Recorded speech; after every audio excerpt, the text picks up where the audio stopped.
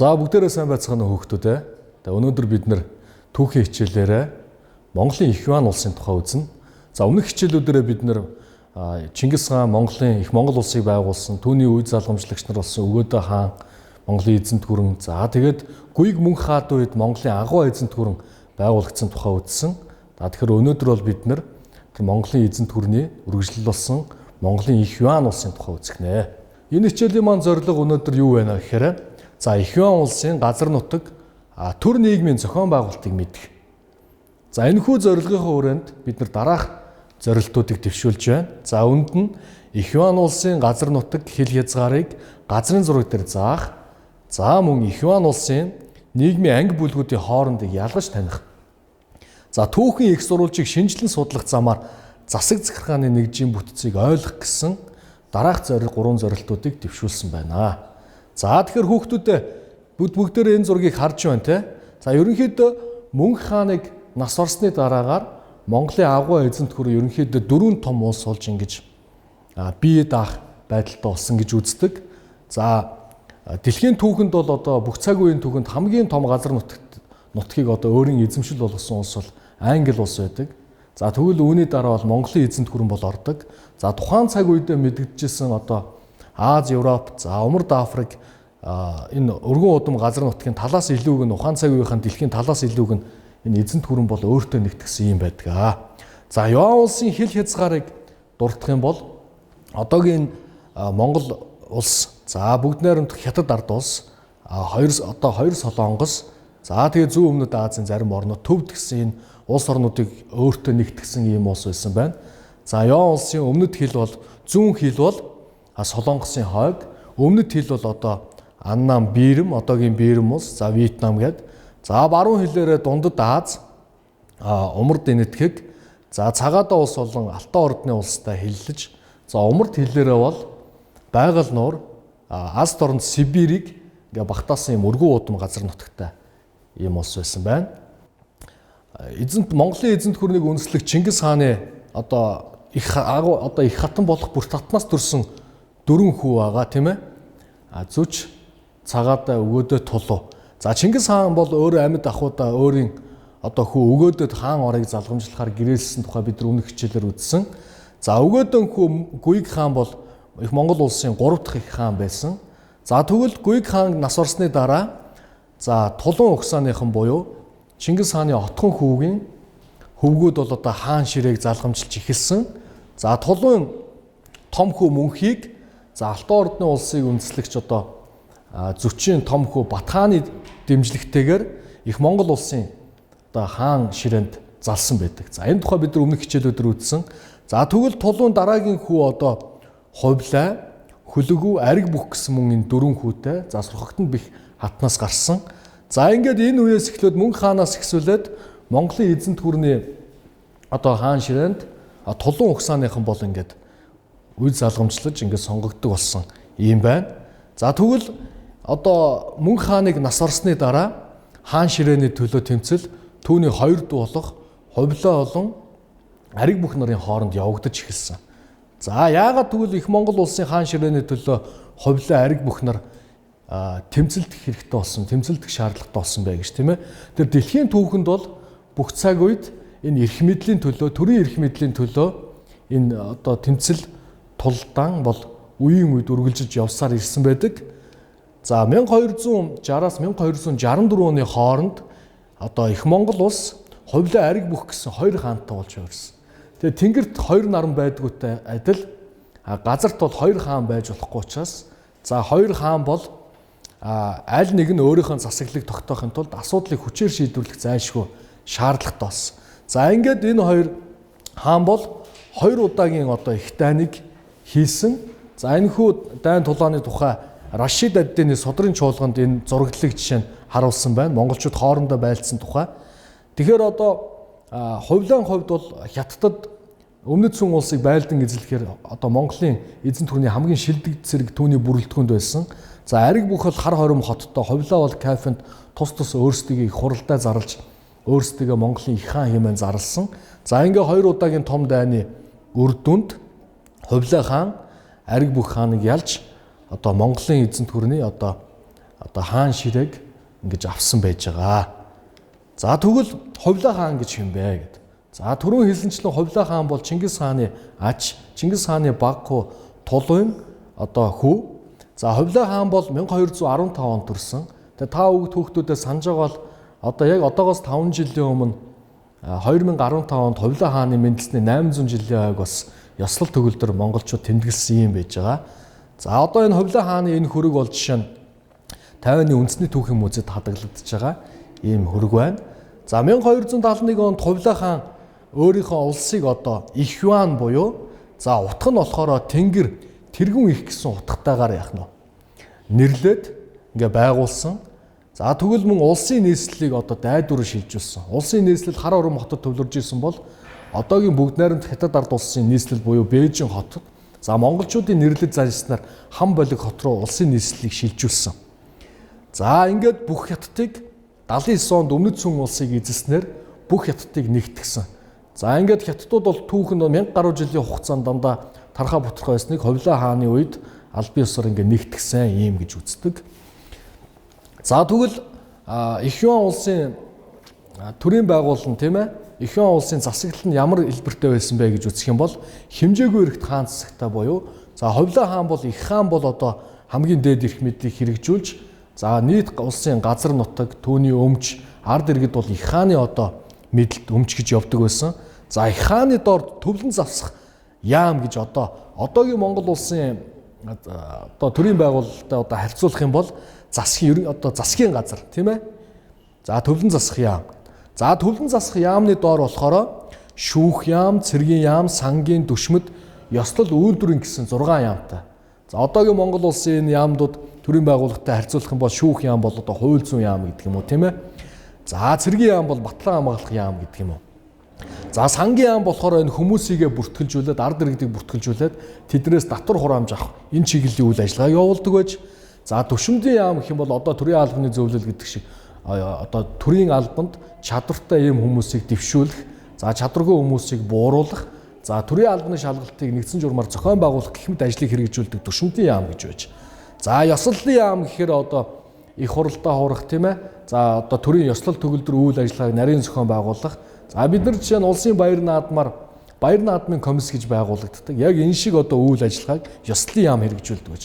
За тэгвэл хүүхдүүдэд үйлдвэр яам гэж ямар яамыг хэлдэг байсан бэ гэхээр одоогоор тухайн үед за мал аж ахуй газар тариалангаас бусад за хятад бол эртнээс торг за шаазан урлалаараа тийм ээ алдартай.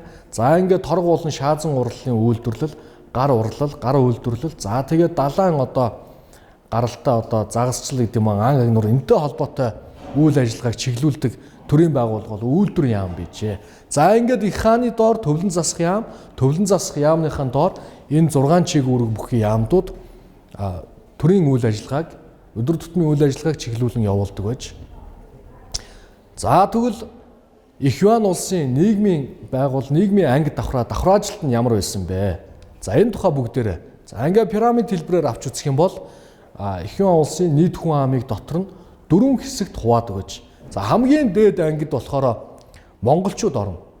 Ер нь дэлхийн түүхэнд аль ч улс үндэстэн одоо эзлэн авсан газар нутагтаа бол өөрсдийн засаглалаа тогтоон барихын тулд нийгмийн давхраажилтын дээд хэсэгт бол өөрсдийнхөө хүн амыг мэдээж байгуулдаг одоо байршуулдаг. За энэ ёсоор бол монголчууд бол энэ Юан улсын хамгийн дээд давхраанд монголчууд орсон.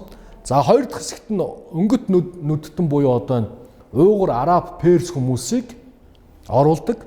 За альва одоо мууж тийм ээ засаг захиргааны нэгжийн тоон томилсон даргаар нь бол дандаа монгол хүн. За түүний доор бол өнгөт нүдтэн буюу араб, перс, уугур хүмүүсийг одоо дэд даргаар нь юм уу томилж ингэж төрийн албанд ажилуулдаг гэсэн жишээ.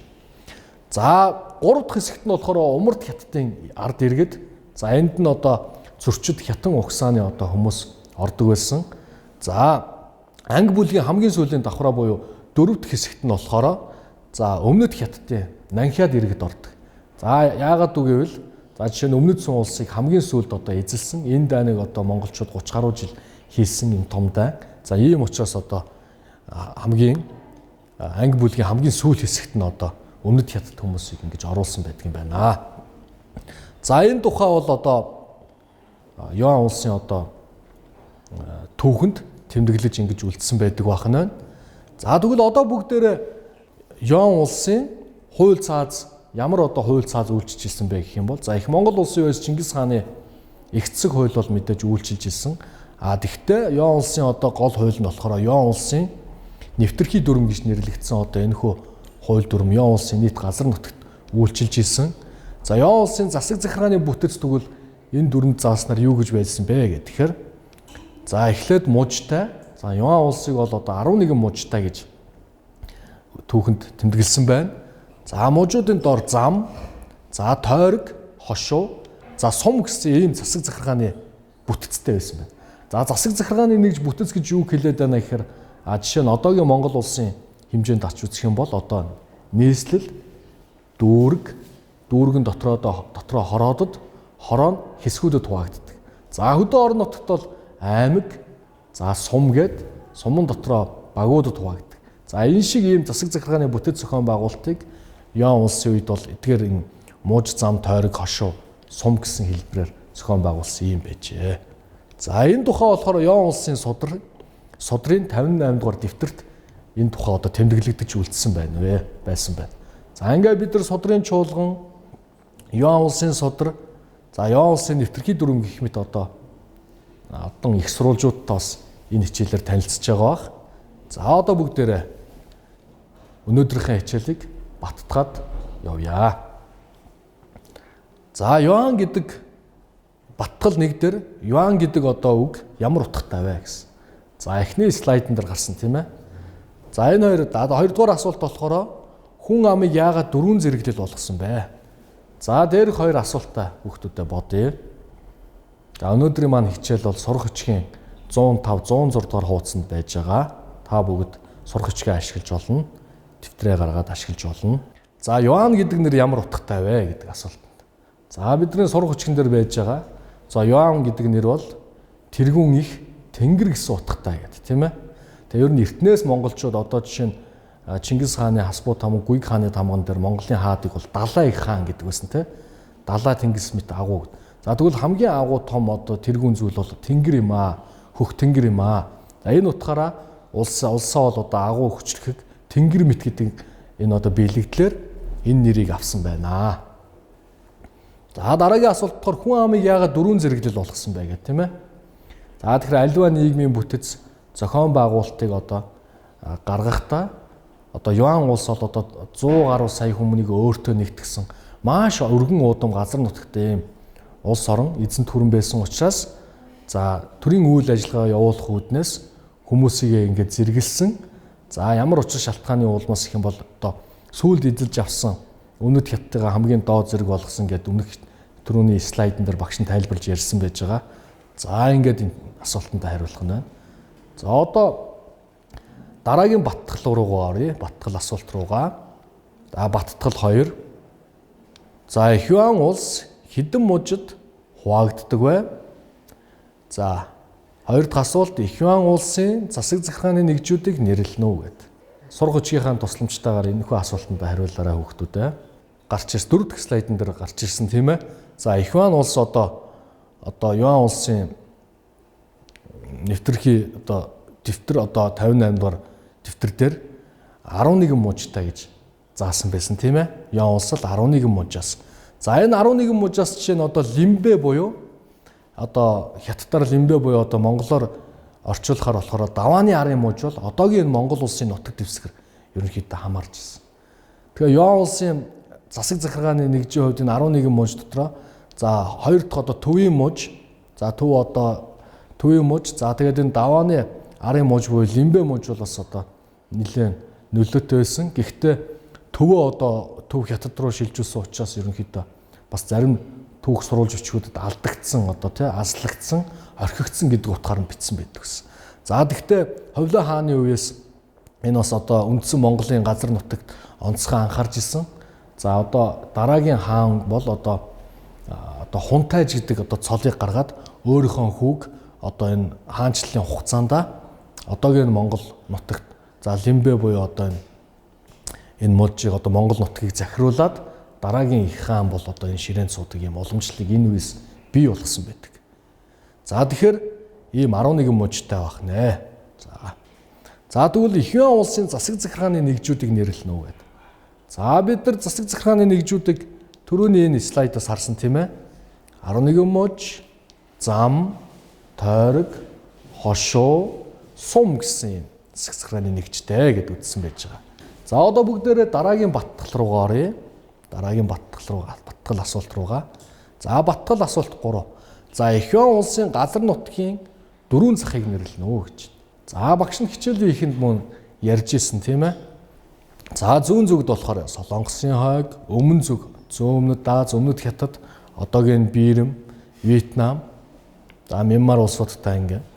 За баруун зүг болохоор Цагаат улс, за төвдийн баруун хэсэг, за умар зүг болохоор Сибирь тийм ээ. Тэгэхээр энэ ч бас нэг юмыг тодтох хэрэгтэй. Ян улсын бүрэлдэхүүнд одоогийн Хятад, Монгол, Төвд, Солонгос ингээ багтж байгаа. За үүнээс гадна Ян улсын бүрэлдэхүүнд Ян улсын засаглалыг хөлөөншөөрөөд Ян улсад одоо жил болгон татвар төлдөг ийм одоо улс орнууд зөндөө байна. За зүүн өмнөд Азад одоо ингээд Бирм, Вьетнам тийм ээ, Мянмар гэж. За ингээд умард эндхийг. За тэгээ бүр Хувлаа хааны үед одоо усан цэргийн флотыг өндөр түвшин зохион байгуулснаар одоо энэ Ява, Суматра арлуудыг хүртэл яах нь өөрсдийн захиргаанд одоо төлөөлөгчдөө суудаг ийм дарга суулгадаг ийм байсан гэж үздэг. За мөн одоо Ихван улс байгуулагдсны дараагаас одоо Цагаатай, Алтан ордны улан Ил хаант улсууд одоо их хаанд одоо захирагдана гэдгээ одоо бас илэрхийлжсэн юм байсан. За яагаад Ихван улсын нийслэл одоо Ихван улсын нийслэл дайдуу нь одоогийн ямар хот вэ гэж. За энэ тухай багш нь бас хичээлээр хэлсэн байж байгаа. Одоогийн бүгд найрамд Хятад ард улсын нийслэл Бээжин хот. За монголчууд бол дайдуу хам балиг гэж нэрлэдэг. За ийм хот байна. За 3 дугаар асуулт. Давааны арын мууж гэсч ямар одоо газар нутгийг хэлж байна вэ гэдэг. Давааны арын мууж. За хятад дээр Лимбэ буюу давааны арын мууж бол одоогийн Монгол улсын газар нутаг юм аа. За хамгийн сүүлийн баттгал 3-ын асуулт бол Ихван улсын бүрэлдэхүүнд байсан улсуудыг заана гэж байна. За би түрүү хэлсэн. За монголчууд өөрсдөө хятадын газар нутгийг тэржихтэй Солонгос, за Төвд, за ингээ харьяанд мөн олон ийм улсууд байсан гэдэг. За ингээд өнөөдөр бид нар Ихван улсын төр нийгмийн зохион байгуулалт, хүн ам нийгмийн давхар ажлын тухай үзлээ. За дараагийн хичээл хүртлээр хүүхдүүд сурах хүчийнхаа дасгал ажлыг ажиллаад ирээрээ. Анхаарал тавьсан явдалд баярлалаа.